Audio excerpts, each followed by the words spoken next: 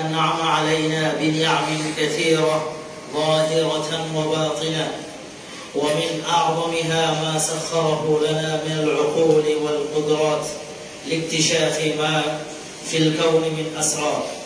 وأشهد أن لا إله إلا الله وحده لا شريك له، وأشهد أن محمدا عبد الله ورسوله وصفيه وخليله وأمينه على وحيه وخيرته من خلقه، صلى الله عليه وعلى آله وأصحابه ومن تبعهم بإحسان إلى يوم الدين.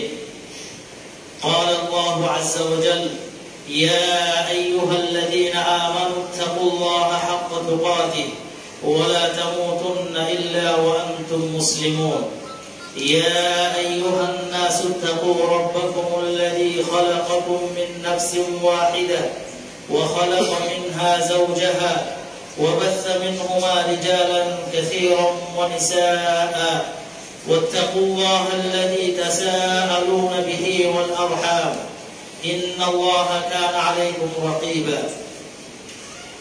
يا أيها الذين آمنوا اتقوا الله وقولوا قولا سديدا يصلح لكم أعمالكم ويغفر لكم ذنوبكم، ومن يطع الله ورسوله فقد فاز فوزا عظيما.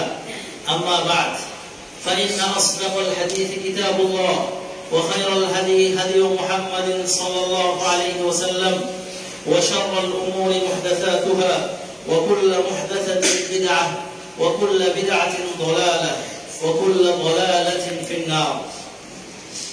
قال تعالى أيضا في سورة إسراء: ولقد كرمنا بني آدم وحملناهم في البر والبحر ورزقناهم من الطيبات وفضلناهم على كثير ممن خلقنا تفضيلا.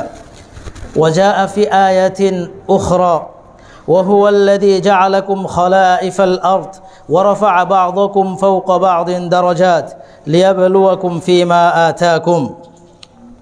جاء في حديث صحيح الذي راه الإمام مسلم رحمه الله في صحيحه أن النبي صلى الله عليه وسلم قال: بادروا بالأعمال فتنا كقطع الليل المظلم.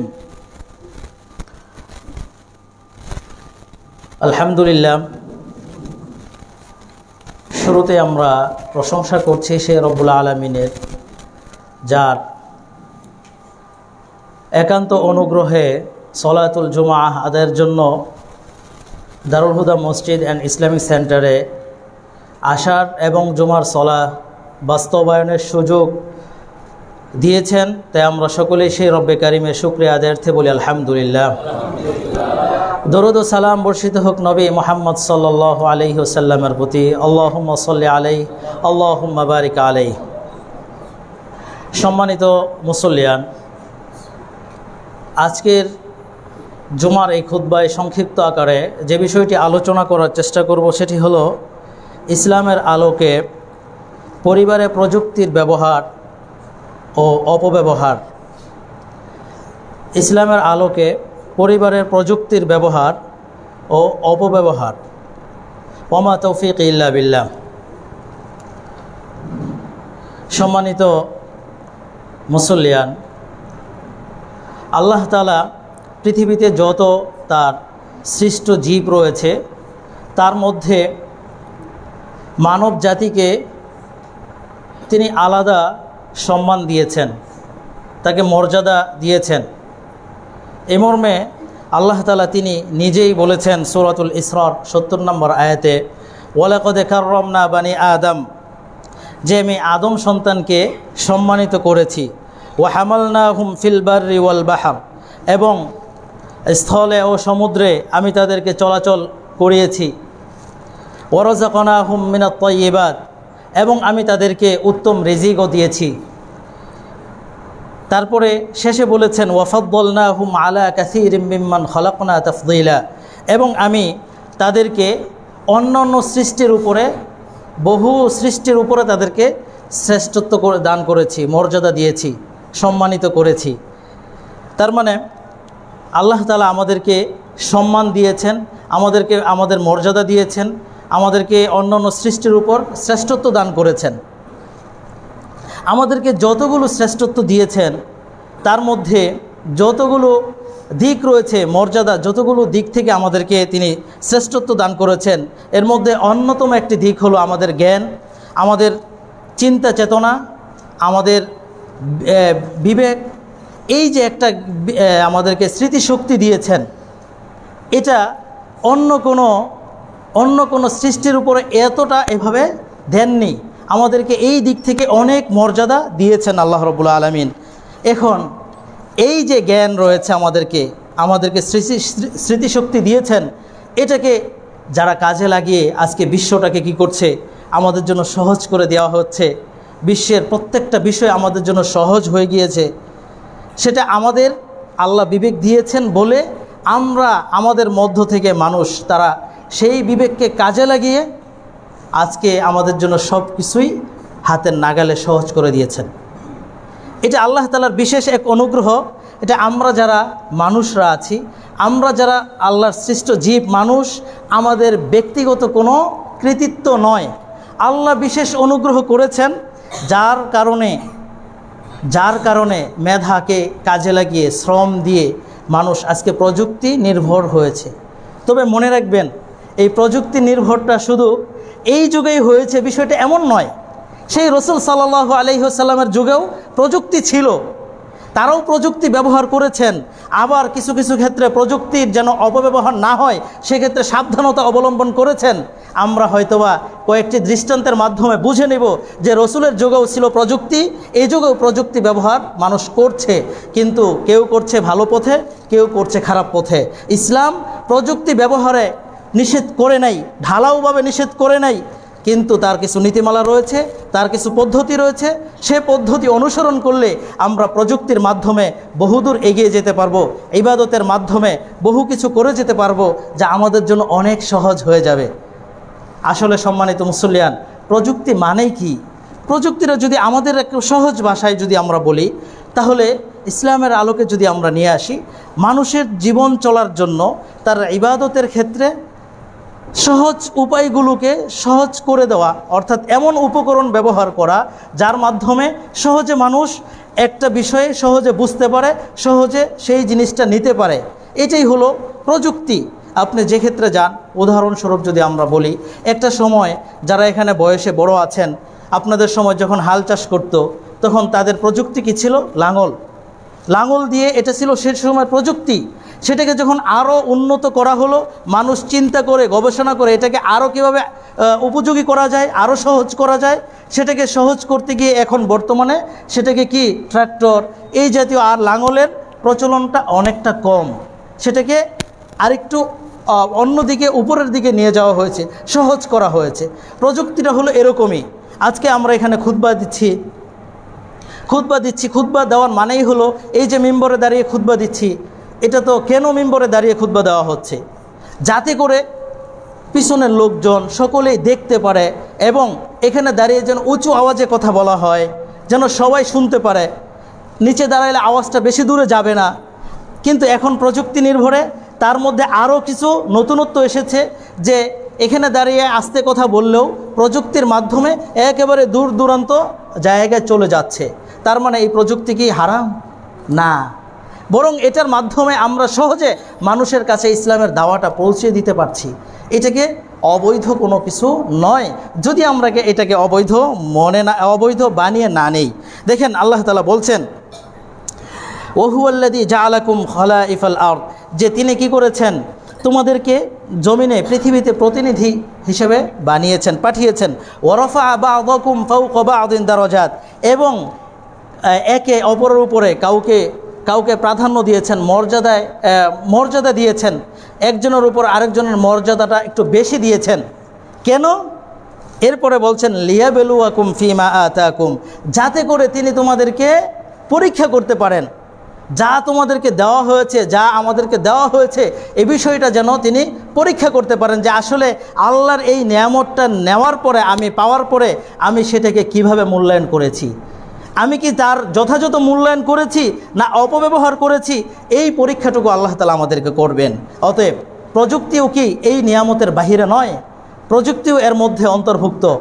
যদি আমরা এটাকে, আমাদেরকে আল্লাহ প্রযুক্তি দিয়েছেন, এই প্রযুক্তি যদি আমরা সঠিক কাজে ব্যবহার করি, আল্লাহর পরীক্ষায় আমরা সফলতা অর্জন করতে পারবো। আর যদি প্রযুক্তিকে আমরা অবৈধ পথে ব্যবহার করি, খারাপ পথে কাজে লাগাই, তাহলে আমরা এই পরীক্ষায় ফেল করব, অকৃতকার্য হয়ে যাব। অতএব প্রযুক্তিকে আমরা যদি ভালো পথে ব্যবহার করি, এটা আমাদের জন্য বড় নিয়ামত হিসেবে দাঁড়াবে। আর যদি খারাপ পথে ব্যবহার করি, এটা আমার জন্য অভিশাপ হিসেবে দাঁড়াবে। দেখুন, আল্লাহ রসুল সাল্লাল্লাহু আলাইহি সাল্লাম তিনি বলছেন, বাদিরু বিল আমাল, তোমরা ভালো কাজে অগ্রসর হও। আল্লাহ রসুল বলছেন যে ভালো যত কাজ আছে সেগুলোতে খুব দ্রুত এগিয়ে আসো। কেন? ফিতানান কাকিতাইল লাইলিল মুযলিম, কেননা ফিতনা এগুলো খুব অন্ধকার রাতের মতো ধেয়ে আসে। অন্ধকার টুকরো, অন্ধকার রাতের অন্ধকারের যে টুকরো আছে, খণ্ড আছে, এগুলোর মতো ধেয়ে ফেলে। অর্থাৎ অন্ধকারের মধ্যে একজন মানুষ, আপনি যদি দাঁড়ান, আপনাকে কোনো কিছুই দেখা যাবে না, অন্ধকারের টুকরোটা আপনাকে কি একবারে ঢেকে ফেলেছে। এরকমভাবে ফিতনা কী করবে? মানুষকে একেবারে ঢেকে ফেলবে। অতএব সময় থাকতে ভালো কাজগুলো ভালো কাজের দিকে এগিয়ে আসতে বলছেন আল্লাহ রসুল। যখনই এগিয়ে আসবেন ভালো কাজে, আপনার কাছে আর ফিতনা আসতে পারবে না। অথচ যদি না আসেন, ভালো কাজে না আসেন, ফিতনা আপনার কাছে ধেয়ে আসতেছে, খুব দ্রুত আপনার কাছে ফিতনা, আপনার কাছে পাপাচার সব কিছু আপনাকে গ্রাস করে নেবে, আপনাকে একেবারে তলে ফেলে দিবে। অতএব আল্লাহ রসুল সাল্লাল্লাহু আলাইহি ওয়াসাল্লাম যে বলছেন যে আমাদেরকে কি করতে হবে? ভালো কাজে অগ্রসর হতে হবে। যেই কাজগুলো ভালোভাবে করা যায় সেই কাজে আমরা দ্রুত এগিয়ে যাব। দেখুন, আমরা যদি এই যে প্রযুক্তিটা, আসলে এটা কীভাবে ব্যবহার করব। প্রযুক্তির মধ্যে সবই আছে। আপনার একেবারে খাবারের উপকরণ থেকে নিয়ে একেবারেই যোগাযোগ পর্যন্ত যত কিছু আছে, ওয়াশরুম থেকে নিয়ে যত কিছু আছে, যতক্ষণ পর্যন্ত এটা হারাম পর্যায়ে না যাবে, হালাল অবস্থায় থাকবে, অর্থাৎ এর মধ্যে হারাম কোনো মিশ্রিত না হবে, ততক্ষণ পর্যন্ত ওই প্রযুক্তি আমাদের জন্য একটি নিয়ামত হবে। দেখুন, আল্লাহ তাআলা বলছেন, ওয়াসাখারা লাকুম মা ফিস সামাওয়াতি ওয়া মা ফিল আরদি জামিআন মিন, যে কত চমৎকার করে বলছেন যে আল্লাহ তাআলা তোমাদের অধীনস্থ করে দিয়েছেন আসমানের মধ্যে, জমিনের মধ্যে, অর্থাৎ পৃথিবীর মধ্যে যা কিছু আছে সব কিছু, জামিআন মিন, এর অধিভুক্ত যা আছে সবই তোমাদের অধীনস্থ করে দিয়েছেন। আল্লাহ এত চমৎকার করে বলছেন। এই আয়াতের ব্যাখ্যায় ইমাম নববী রাহিমাহুল্লাহ তিনি বলছেন যে আমাদের জন্য যা কিছু আছে সবই আমাদের অধীনস্থ, সবই। তার মানে প্রযুক্তিও এর মধ্যে একটি, এর বাহিরে নয়। সেটাকেও আমরা যদি কাজে লাগাই, এটাও আমাদের অধীনে, আমাদের অধীনের বাহিরে নয়। সেটা যদি আমরা কাজে লাগাই, কাজে লাগানোর জন্য আল্লাহ কিন্তু এক ধরনের নির্দেশ দিয়েছেন যে প্রযুক্তি এটাও এর জমিনের মধ্যেই আমাদের চিন্তা চেতনার একটা ফলাফল আল্লাহ আমাদের জন্য সহজ করে দিয়েছেন। আল্লাহ অন্যত্র বলছেন, ওমা বিকুম মিন নিআমাতিন ফামিনাল্লাহ, দুনিয়াতে তোমাদের যত ধরনের নিয়ামত আছে সবই আল্লাহর পক্ষ থেকে। অর্থাৎ তাহলে আমরা যে সহজে এখন চলাচল করতে পারি, ধরেন চলাচল করতে পারি, একটা সময় চলাচলটা হাঁটা ছাড়া বিকল্প ছিল না, এখন চলাচলের ব্যবস্থাটা সহজ হয়েছে, যানবাহন ব্যবহার করতে পারছি। এটা আমাদের জন্য সহজ না কঠিন হয়েছে? আমাদের জন্য সহজ হয়েছে, আমাদের জন্য উপকার হয়েছে। তাহলে এটা আল্লাহর পক্ষ থেকে নিয়ামত নয়? আল্লাহ যে বলছেন, ওমা বিকুম মিন নিআমাতিন, যত ধরনের নিয়ামত আছে তোমাদের জন্য সবই আল্লাহর পক্ষ থেকে। তার মানে এই প্রযুক্তি সহ যা কিছুই আছে সবই আল্লাহর পক্ষ থেকে আমাদের জন্য বড় নিয়ামত। এখন এই নিয়ামতকে আমরা যদি কাজে লাগাই তাহলে এটা আমাদের জন্য নিয়ামত হিসেবে থাকবে, আর যদি কাজে না লাগাই তাহলে এটা আমাদের জন্য অভিশাপ হিসেবে দাঁড়াবে, আমাদের জন্য শাস্তির কারণ হয়ে দাঁড়াবে। সম্মানিত মুসল্লিয়ান, তাহলে এই প্রযুক্তিটা আমরা কি কি কাজে ব্যবহার করতে পারি? অনেক কাজেই তো ব্যবহার করা যাবে, কিন্তু মৌলিকভাবে 2-3টা আমরা উদাহরণ হিসেবে দিচ্ছি, যেই কাজগুলোতে আমরা প্রযুক্তিটা ব্যবহার করলে আমাদের জীবনটা অনেক সুন্দর এবং সুখময় হবে, আমাদের পরিবার থাকবে শান্তিতে, পরিবারে খুব সহজেই আমরা পরিবার নিয়ন্ত্রণ করতে পারবো। সেই হিসেবে প্রথম যে বিষয়টা আমরা উল্লেখ করব, ইলম অর্জনের ক্ষেত্রে। ইলম অর্জনের ক্ষেত্রে প্রযুক্তি কি করা যাবে? ব্যবহার করতে হবে, ব্যবহার করা যাবে। এটি একটি বড় নিয়ামত। একটা সময় মানুষ একটা জ্ঞান অর্জনের জন্য তার শিক্ষকের কাছে যাওয়ার জন্য অনেক দূর হেঁটে যেতে হতো, তারপরে শিক্ষকের কাছে গিয়ে সেই বিষয়টা পড়ে আসতে হতো। যেমন যদি আমরা বলি, আমাদের ভাষায় যদি বলি, মনে করেন এই হবিগঞ্জের বাহিরে যারা ছিলেন, একটা সময় নদী পথ পার হয়ে অনেক কষ্ট টাইম মতো নৌকা ধরতে হতো, এসে শহরে এসে তারপরে শিক্ষকের কাছ থেকে আপনার যে কোনো একটা শিক্ষা, প্রাইভেট বলেন যা কিছু বলেন, পড়ে যেতে হতো। একটা সময় একটা প্রিপারেশন নিয়ে খুব কষ্ট করে আসতে হতো। সেই চিত্রটা আপনারা যারা এখানে আছেন অনেকে হয়তো বা ফিল করতে পারবেন। কিন্তু এখন তো এটা হচ্ছে না, এটা করা লাগছে না। আপনার বাড়ির পাশেই শিক্ষক আছেন, আপনার ঘরের কাছেই কি আছে, আপনার ঘরেই প্রযুক্তি আছে, সেটা ব্যবহার করে আপনি সহজে শিক্ষা নিতে পারছেন। তার মানে কি প্রযুক্তিটা কি এখন অবৈধ হয়ে গেল, কষ্টদায়ক হয়ে গেল? আল্লাহ রসুল যে বলছেন, মান সালাকা তরিকান ইয়ালতামিসু ফিহি ইলমান সাহালাল্লাহু লাহু তরিকান ইলাল জান্নাহ, যে ব্যক্তি ইলম অর্জনের জন্য পথে বের হবে, যে ইলম অর্জনের জন্য পথে বের হবে, আল্লাহ তাআলা তার জন্য জান্নাতের পথকে সহজ করে দিবেন। এই যে হাদিসটা, তার মানে এখন যারা প্রযুক্তি ব্যবহার করে ইলম অর্জন করবে তাদের জন্য কি এই হাদিসের অন্তর্ভুক্ত তারা হবে না?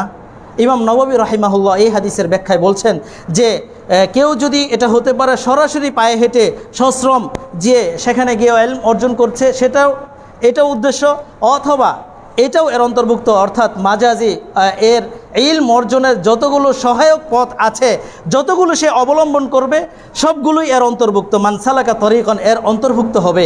অর্থাৎ আজকে যদি প্রযুক্তির মাধ্যমে আপনি ঘরে বসে আপনি অনলাইন ক্লাস করছেন, অনলাইন ক্লাস শিখছেন, ভিডিও কন্টেন্ট থেকে আপনি ক্লাস করছেন, এর মাধ্যমেও আপনি জ্ঞান অর্জন করছেন।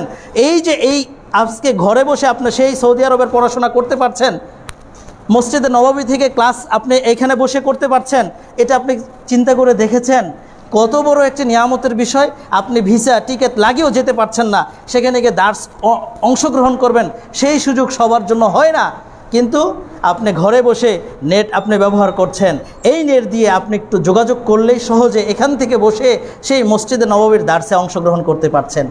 তাহলে এটা কি আমাদের জন্য নিয়ামত নয়? আর যদি আমরা এইভাবে ব্যবহার করি তাহলে কি এটা ওই যে পথ চলার মতো হলো না? এর মাধ্যমে তাহলে এখানে আমার পথটা কি হলো?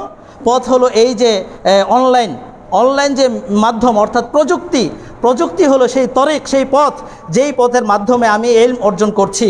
অথবা এই পথ অনুসরণ করে যদি আমি ইলম অর্জন করি, আমরা আশা করতে পারি আল্লাহ আমাদের জন্য জান্নাতের পথকে সহজ করে দিবেন। অতএব প্রযুক্তি আমাদের জন্য কোনো খারাপ কিছু নয়, এর মাধ্যমে আমরা খুব সহজে ইলম অর্জন করতে পারি, আগের মতো কষ্ট করতে হয় না। প্রযুক্তি আমাদের যুগে ছিল বিষয়টা এমন নয়, এটা আমি শুরুতেও বলছি, এটা আমরা শেষে বলে দিব ইনশাল্লাহ। রসুলের যুগে যে তারা প্রযুক্তি ব্যবহার করেছেন, দেখুন প্রযুক্তির কারণে আত্মীয়তা সম্পর্ক খুব সহজেই রাখা সম্ভব। আল্লাহ রসুল সাল্লাল্লাহু আলাইহি সাল্লাম বলছেন, মান আহাব্বা ইউবসাদ লাহু ফি রিজকিহি ওয়া ইনসা লাহু ফি আসারিহি ফালইয়াসিল রাহিমাহু। ইমাম বুখারী মুসলিম উভয় বর্ণনা করেছেন, যে ব্যক্তি চায় যে তার রিজিকে বরকত আসুক, তার হায়াতে বরকত আসুক, সেজন্য কী করে? আত্মীয়তার সম্পর্ক বজায় রাখে, তার আত্মীয়দের সাথে ভালো সম্পর্ক রাখে।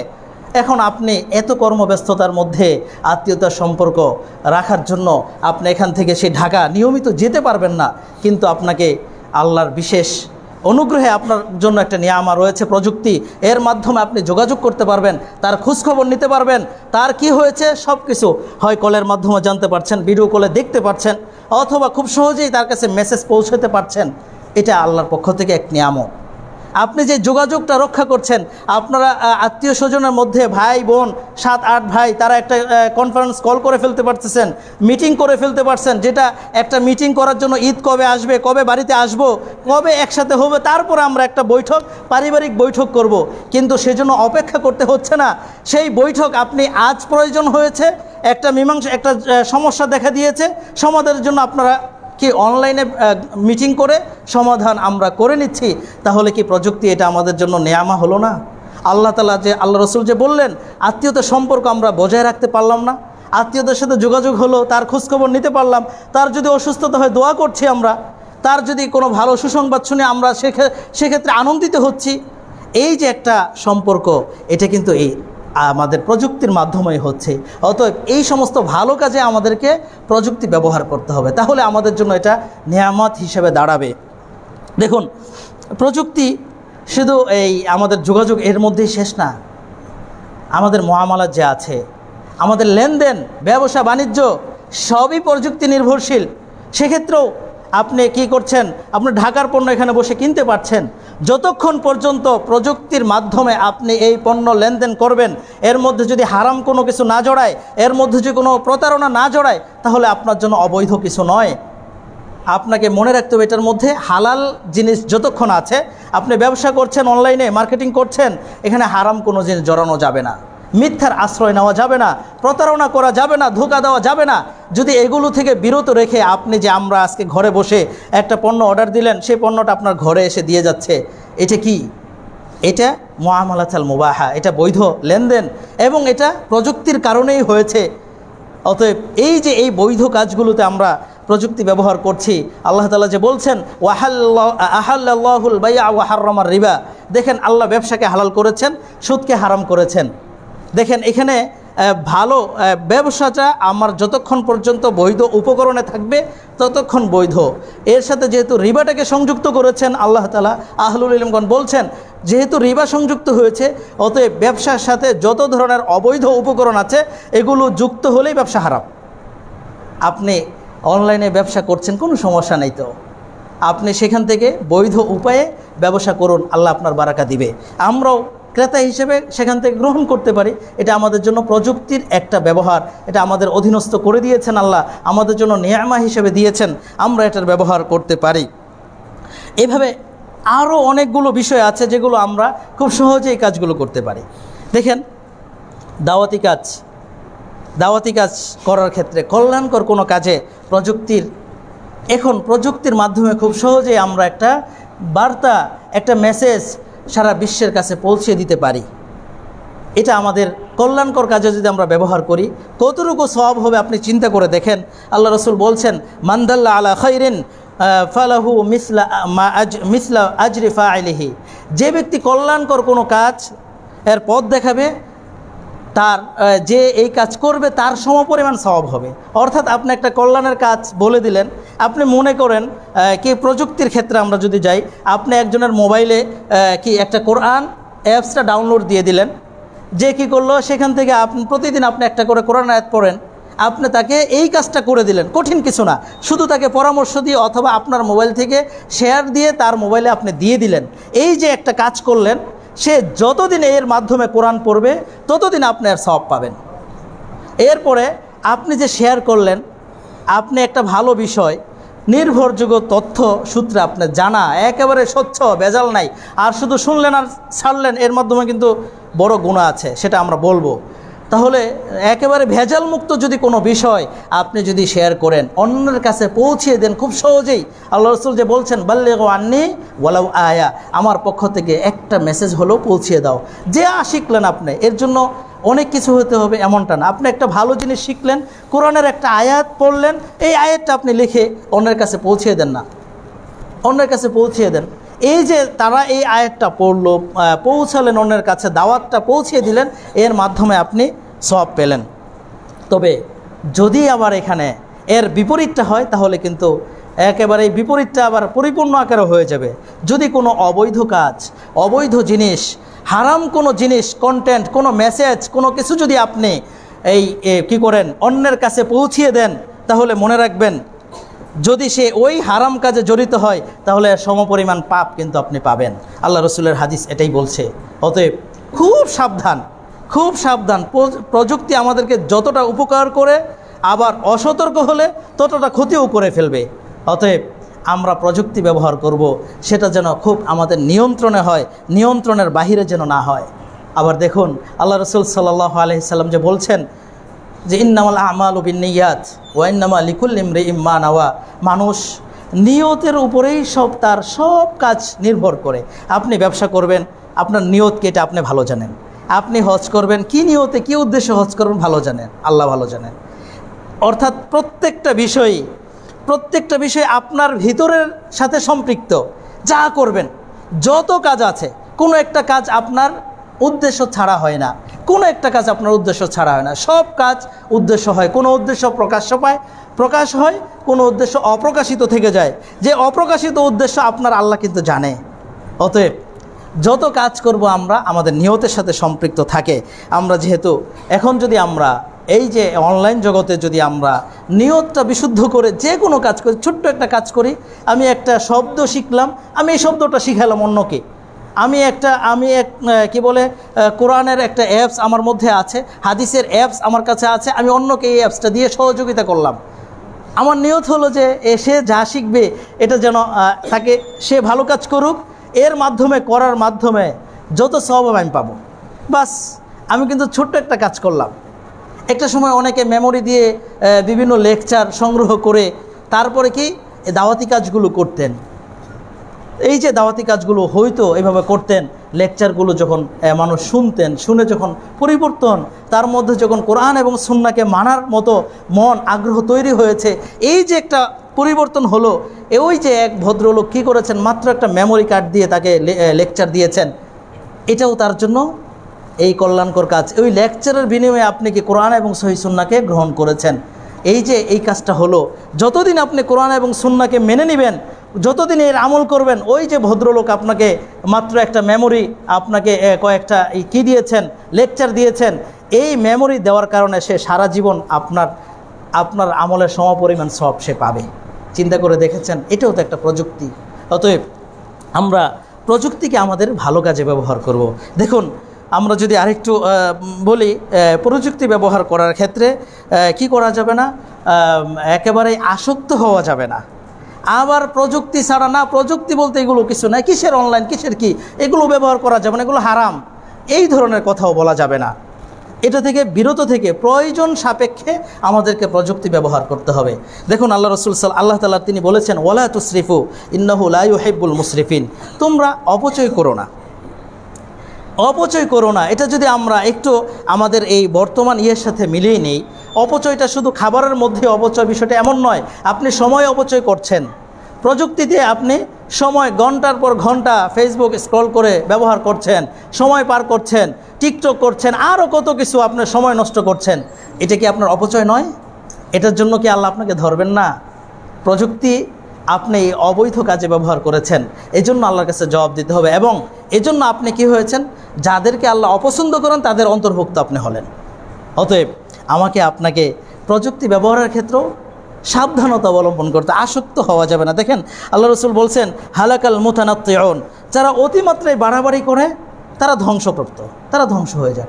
অর্থাৎ আপনি যে বেশি একেবারে আসক্ত হয়ে যাবেন, এটা কিন্তু করা যাবে না। এই কাজ করা থেকে, এই যে এখন বর্তমান সময়ে কি ছেলেরা যুবকরা কী হয়ে যায়, পাবজি বিভিন্ন খেলা মত্ত হয়ে যায়, তারা এগুলোতে আসক্ত হয়ে যায়। এই কাজগুলো তো আপনি পিতা হিসেবে আপনার জবাবদিহিতায় আসতে হবে। আপনার দায়িত্ব ছিল এই পাবজি খেলা কেন আপনার ছেলে গেল, কেন আপনি আপনার ছেলেকে মোবাইল নিয়ন্ত্রণ করতে পারলেন না?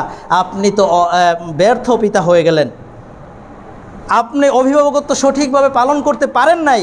যেহেতু আপনার সন্তান মোবাইল ব্যবহার করতে পারবে, কোনো বাধা নেই, করলো, সেটা আপনার নিয়ন্ত্রণে হতে হবে, সেটা আপনাকে নিয়ন্ত্রণ করতে হবে। কেন আপনি মোবাইল দিয়েছেন? এবং এমন আমি ওই কিছুদিন আগে এক লোক হাঁটছে আর বলতেছে ছেলেটাকে দৈনিক 300 টাকা 400 টাকা না দিলে মোবাইলে তার ভরে দিতে হয়, রিচার্জ করে দিতে হয়, এটা না করে দিলে হয় না, সে মারামারি করে। আপনি চিন্তা করেছেন, আপনিও বা দিয়ে যাচ্ছেন, নিয়মিত দিয়ে যাচ্ছেন, তাহলে কোথায় আমরা? তাহলে আপনি কিসের অভিভাবক হলেন? এই যে আপনি তো আপনার ছেলেকে নষ্ট করছেন, আপনাকে জবাব দিতে হবে। আল্লাহ কিন্তু ছাড়বেন না, আল্লাহ ছাড়বেন না। আল্লাহ রাসূল সাল্লাল্লাহু আলাইহি সাল্লাম বলছেন, কুল্লুকুম রাইন ওয়া কুল্লুকুম মাসউলুন আন রাইয়াতি।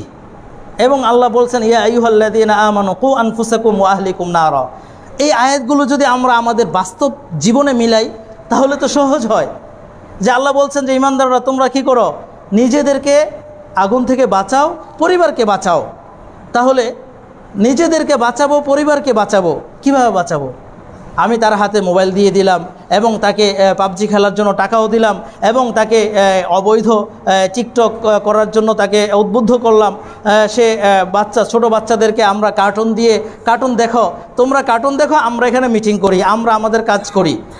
আপনারা পরিবারে মিটিং করবেন বা একটা কাজে লিপ্ত হবেন, দিয়ে দিচ্ছেন বাচ্চাদেরকে মোবাইল দিয়ে, তাদেরকে ব্যস্ত রেখে দিচ্ছেন, আপনারা আপনাদের কাজ করছেন। এটা অভিভাবকের কাজ নয়, এটা অভিভাবকের কাজ নয়।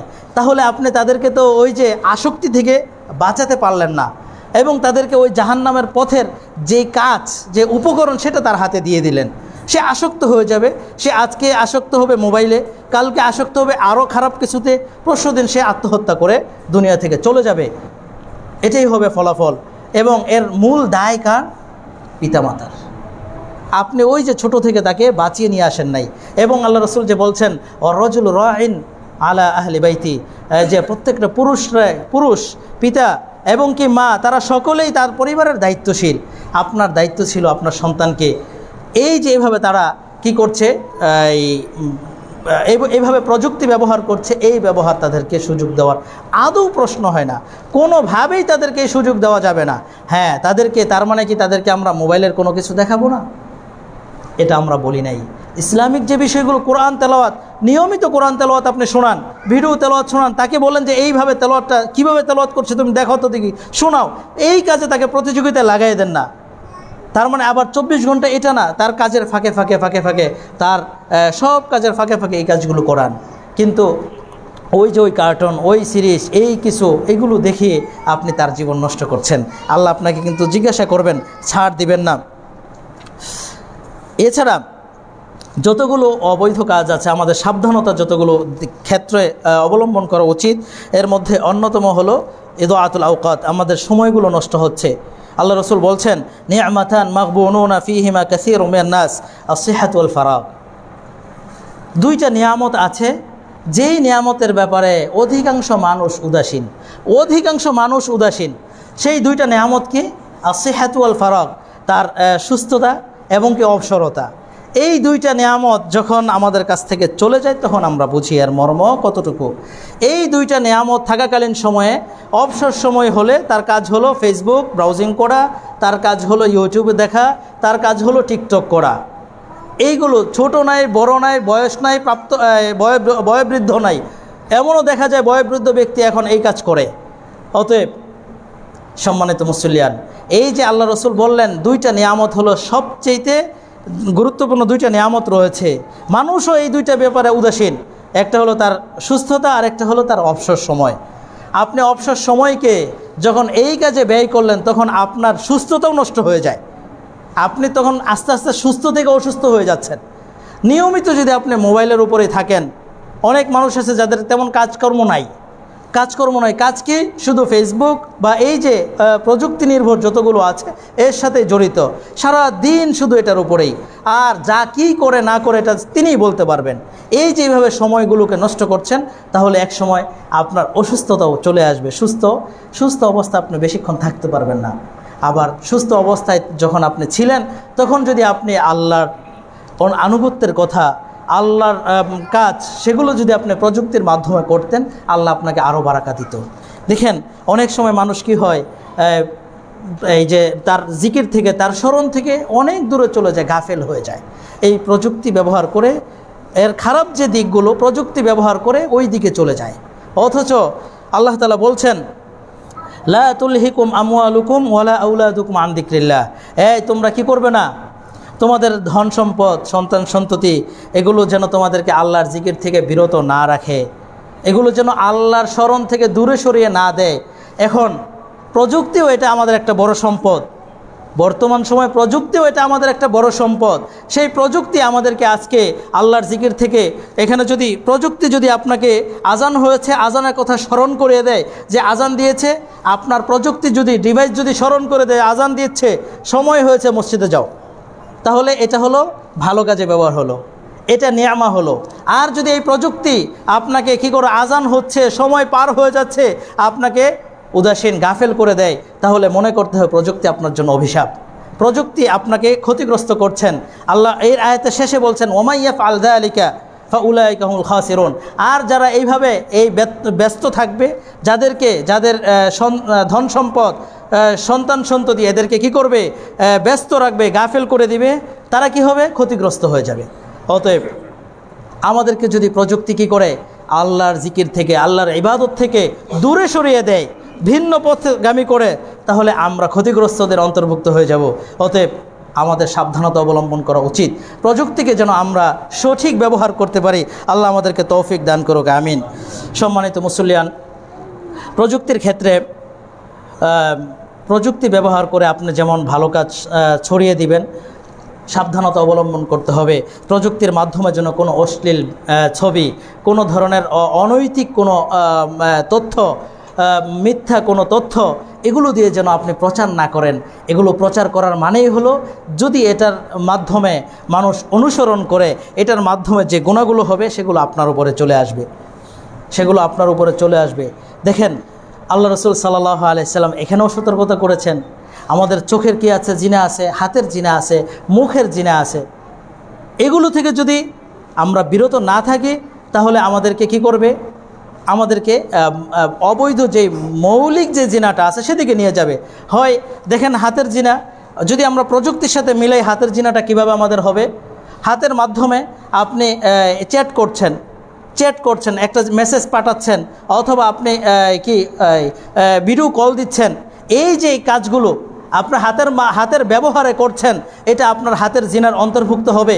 আপনি মুখের মাধ্যমে এমন কথা বললেন, অহেতুক কথা, আপনি ভিডিও কল দিয়ে এমন কথা বললেন যেগুলো কি আদৌ উচিত নয়, অথবা আপনি ফোনে এমন কথা বললেন যেগুলো আপনার আদৌ উচিত নয়, আপনি ঝগড়া করলেন ফোনে, তাহলে এটাও আপনার কি হলো?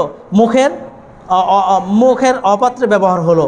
অতএব আপনি যদি এই অশ্লীলতা প্রত্যেকটা অঙ্গ দিয়ে, চোখের একই অবস্থা, চোখে যদি আপনি কি করেন মোবাইলের মাধ্যমে অথবা কম্পিউটারের মাধ্যমে আপনি এই জিনিসগুলো ব্যবহার করেন যেগুলো ইসলাম অনুমোদন করে নাই, তাহলে আপনি চোখের জিনা করলেন। তাহলে এই চোখের জিনা, সবগুলো জিনার শেষ কি, সামারিটা কি? আপনাকে কি করবে? বড় জিনায় লিপ্ত হওয়ার জন্য সুযোগ করে দিবে।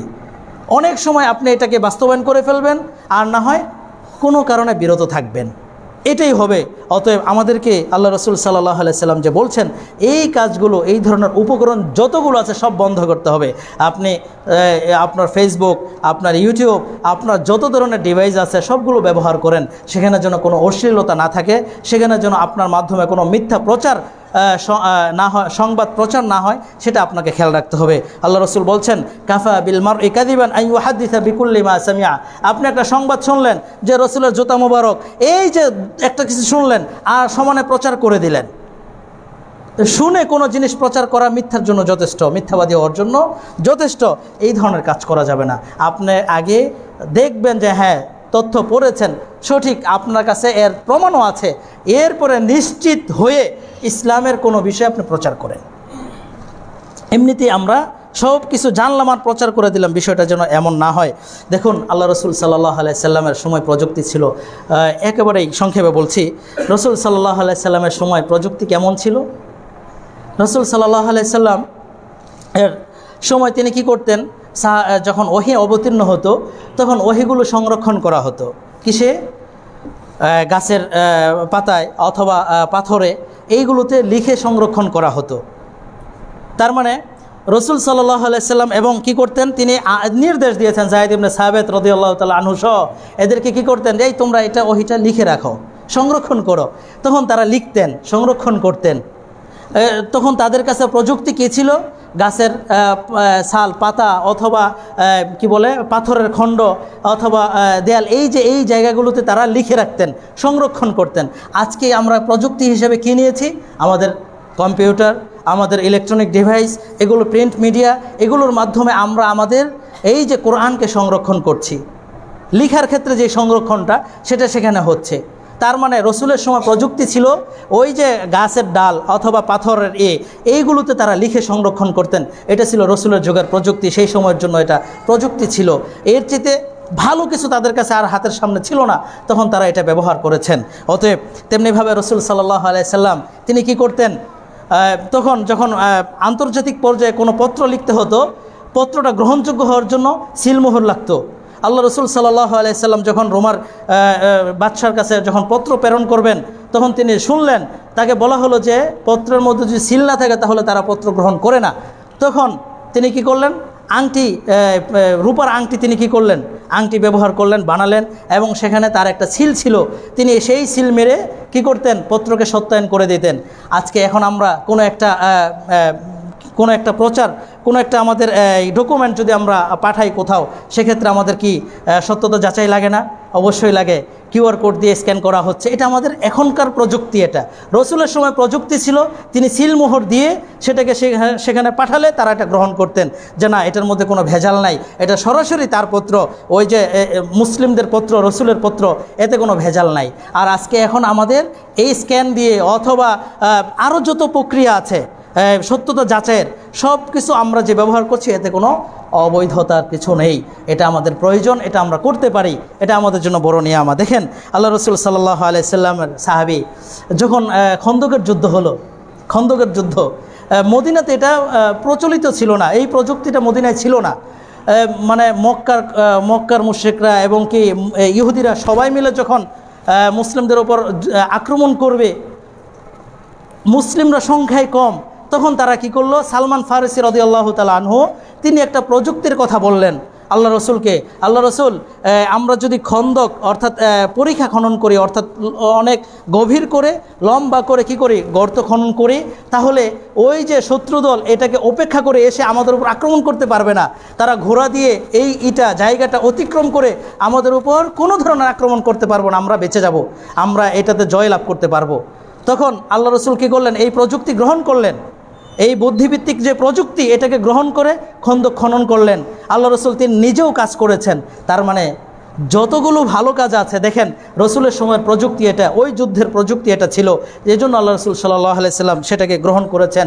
তেমনিভাবে বর্ম আল্লাহ রসুল সাল্লাল্লাহু আলাইহি সাল্লাম আত্মরক্ষার জন্য, যুদ্ধে যখন আত্মরক্ষার জন্য যাতে করে বর্ষা এসে তীর এসে গায়ে আঘাতপ্রাপ্ত না হয়, এজন্য তারা প্রযুক্তি ব্যবহার করেছেন, আত্মরক্ষার জন্য বর্ম ব্যবহার করেছেন, রসুল নিজে তিনি ব্যবহার করেছেন। এখন যদি আত্মরক্ষার জন্য আমরা কি আমাদের সময় কি বুলেট প্রুফ যে জ্যাকেট আছে এগুলো আমরা ব্যবহার করছি, হেলমেট ব্যবহার করছি, আমাদের প্রযুক্তি এটা আমাদের জন্য উপকরণ তৈরি করে দিয়েছে, এই জন্য আমরা এটা ব্যবহার করছি, এটা অবৈধ কোনো বিষয় নয়। রসুল সাল্লাল্লাহু আলাইহি সাল্লামের যুগেও প্রযুক্তি ছিল, আমাদের সময় আমাদের উপযোগী, আমাদের কাছে আরও সহজ কিভাবে প্রযুক্তি হয় এটা কি করেছেন, আমাদেরকে আল্লাহ তাআলা মেধা খাটিয়ে কাজে লাগিয়ে এই কাজগুলো উপকরণ তৈরি করছেন, আমরা সেগুলো ব্যবহার করতে পারি। মনে রাখবেন, সর্বশেষ প্রযুক্তি ব্যবহারে সাবধানতা যে অবলম্বন করতে হবে, এটা রসুলের যুগেও ছিল। রসুল সাল্লাল্লাহু আলাইহি সাল্লামের সময় যখন কী করা হলো, মসজিদ নির্মাণ করা হলো, মসজিদ ছিল কিসের, খেজুর পাতার ছাউনি, বৃষ্টি পড়তো, রসুলের সময় ছোট মসজিদ ছিল। তারপরে যখন রসুলের যুগ শেষে যখন জনগণ বাড়তে থাকলো, ওমর রাদিয়াল্লাহু তাআলা আনহু তিনি কি করলেন, মসজিদের সম্প্রসারণ করলেন। তখন তিনি বললেন, আকিন্না নাস মিনাল মাথর, যে উপর থেকে বৃষ্টি পড়ে এটা বন্ধ করতে হবে, এটাকে বাঁচাতে হবে মানুষকে।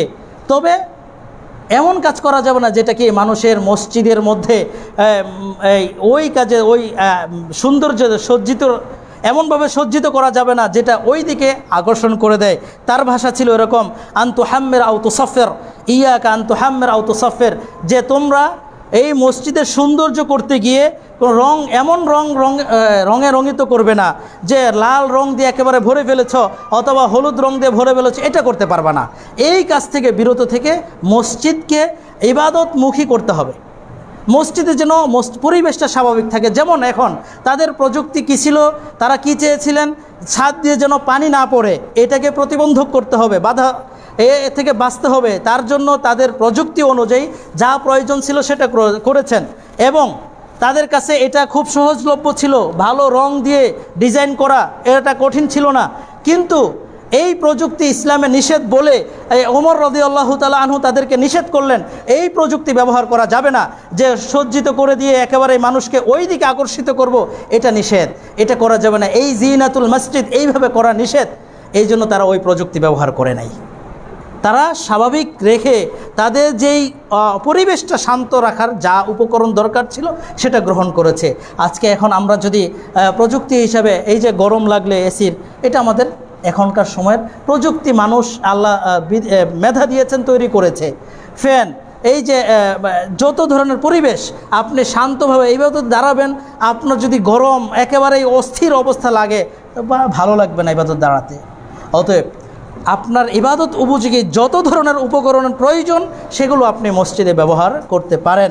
তবে যেই জায়গাতে নিষেধ, আপনার যদি অহংকার আসে এমন কোনো কাজ, এমন কোনো জিনিস দিয়ে মসজিদ সজ্জিত করার কোনো সুযোগ নেই। আল্লাহ রাসূল নিজেও নিষেধ করেছেন। এবং মসজিদে রং দিয়ে একেবারে খুব চাকচিক্য করে ফেলবেন, মিম্বার মেহরাব সহ খুব চাকচিক্য করবেন, এটা করা যাবে না, এটা নিষেধ। এই কি প্রযুক্তি ব্যবহার করা নিষেধ। আল্লাহ রাসূল সাল্লাল্লাহু আলাইহি সাল্লামের সাহাবীরা যেভাবে কি করেছেন, প্রযুক্তি ব্যবহার করেছেন বৈধ উপায়ে, আমরা যেন সেভাবে আমাদের সময়ের যতগুলো বৈধ উপকরণ আছে প্রযুক্তি ব্যবহারে, সেগুলো যেন আমরা করতে পারি। আল্লাহ আমাদেরকে তৌফিক দান করুক, আমিন। ওয়াল্লাহু তাআলা আ'লাম বিসওয়াব।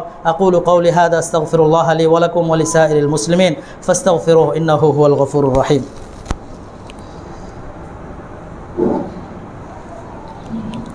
إن الحمد لله تعالى والصلاة والسلام على من لا نبي بعده أما بعد. قال الله عز وجل إن الله وملائكته يصلون على النبي يا أيها الذين آمنوا صلوا عليه وسلموا تسليما. اللهم صل على محمد وعلى آل محمد كما صليت على إبراهيم وعلى آل إبراهيم إنك حميد مجيد.